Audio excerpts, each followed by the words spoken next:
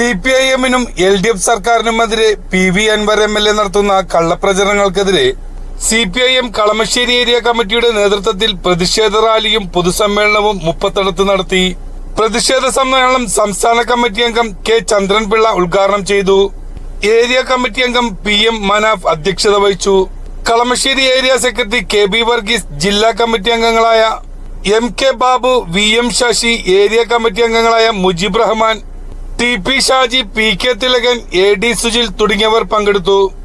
PV Anwar MLA ഘട്ടഘട്ടമായിട്ടുള്ള ആക്ഷേപങ്ങളുടെ തുടർച്ചയായ വർത്തമാനമാണ്.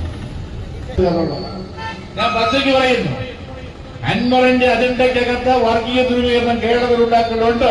അല്ലെങ്കിൽ